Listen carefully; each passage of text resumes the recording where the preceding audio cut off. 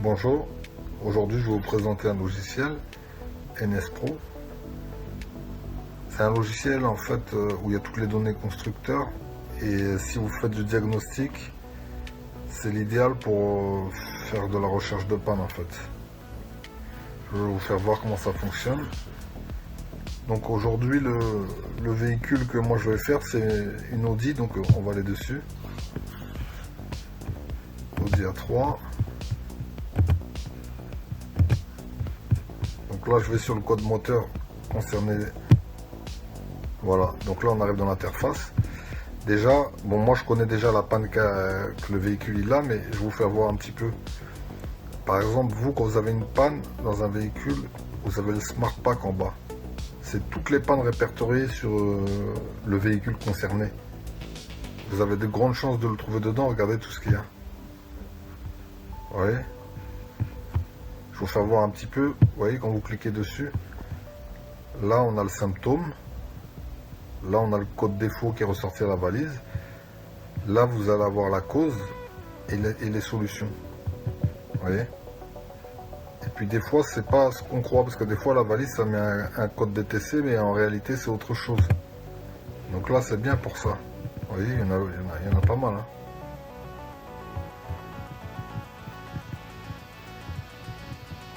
Des fois, ils donnent même le numéro de pièce à acheter. Donc, ça, c'est pour le Smart Pack. Donc, c'est vraiment quelque chose de très intéressant. Là, je vais vous faire voir aussi, bon, côté électronique, il y a tout ça. Il y a tout ça. Moi, je vais vous faire voir les fusibles déjà.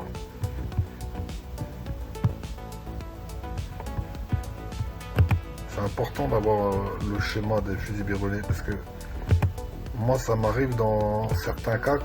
Il y a les personnes, ils avaient le petit livret. Mais en réalité, des fois, il n'y a pas les relais. Des fois, ils font voir juste les fusibles, quelques relais, mais c'est pas aussi approfondi que ça. Là, vous voyez tout ce qu'il y a, c'est approfondi. Donc ça, c'est pour tout ce qui est fusible et relais, mais je vais vous faire voir comment ça fonctionne. Vous voyez, par exemple, là, si vous cherchez quelque chose en particulier, vous cherchez, je sais pas, n'importe quoi. Là, je vais cliquer là au hasard. Vous voyez, quand vous cliquez dessus, directement, ça vous fait voir quel emplacement. Si vous avez un problème à ce niveau-là, vous voyez, on va marquer unité de commande de porte arrière gauche.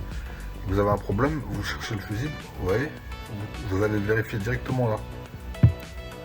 Et après, inversement, par exemple, si vous voulez, vous avez vu un fusible quelque part, vous savez pas, qui est brûlé, vous savez pas à quoi ça correspond. Par exemple, celui-là, vous appuyez dessus. Ça vient sur la gauche.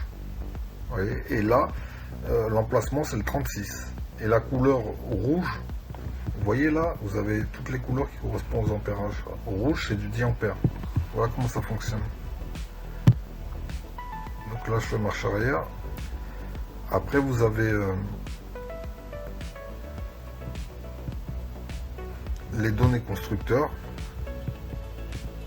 les données de réparation, vous voyez. Là, par exemple, courroie d'entraînement, vous voyez. Vous avez les éclatés, tout ça, les coupes de serrage. Sur tout ça, vous voyez. Sur tout ça. Donc c'est pas mal. Hein. Au niveau des entretiens, pareil.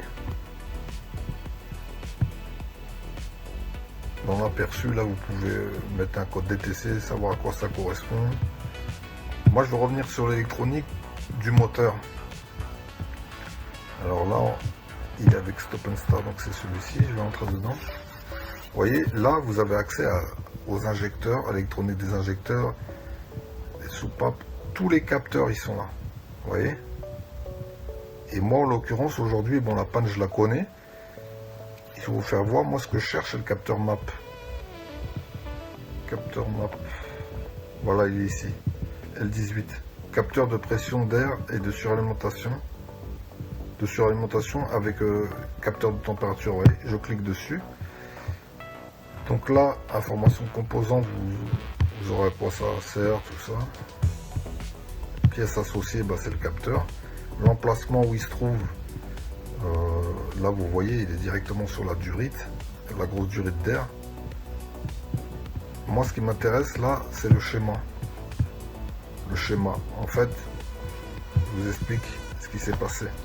il y a des mécanos qui ont tenté de réparer la voiture, mais malheureusement, ils l'ont bien fait, mais malheureusement, ils n'ont pas trouvé parce que c'est plus de l'électrique, là, on va dire.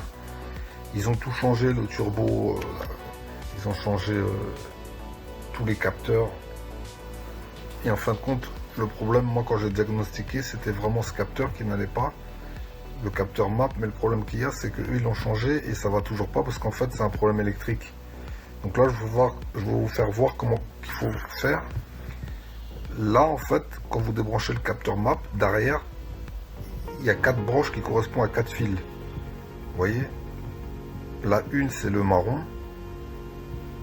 Cette broche-là, elle va directement... En fait, sur ce capteur-là, les fils, ils vont directement jusqu'à derrière le connecteur du calculateur. Il n'y a pas de relais, de fusible entre, il n'y a rien, c'est directement au calculateur. Donc là, pour les trouver, vous voyez là, c'est le fil marron.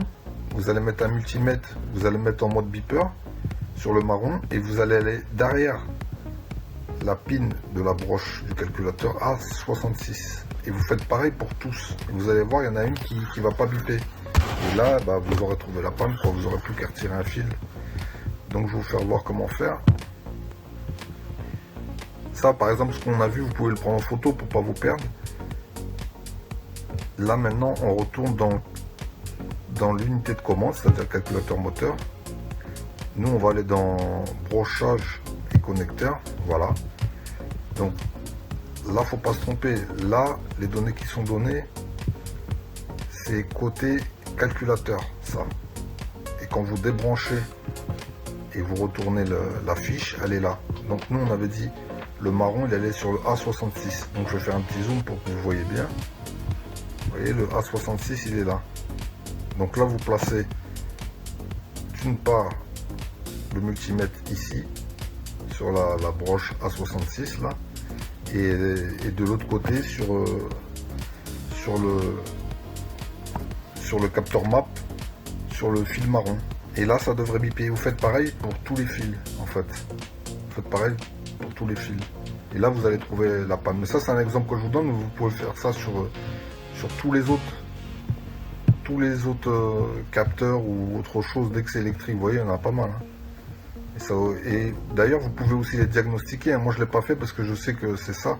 Mais vous pouvez diagnostiquer avant de le changer. Bon, moi, ça a déjà été fait. C'est pas moi qui l'a fait. Donc voilà. Je vais aller en arrière.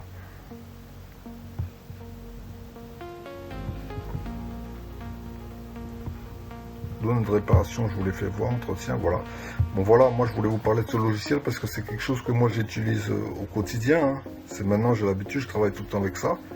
Si ça peut vous aider, bah, moi je vous ai mis un lien dans la description. Si ça peut vous aider. Et bah, je vous remercie d'avoir regardé la vidéo et à bientôt.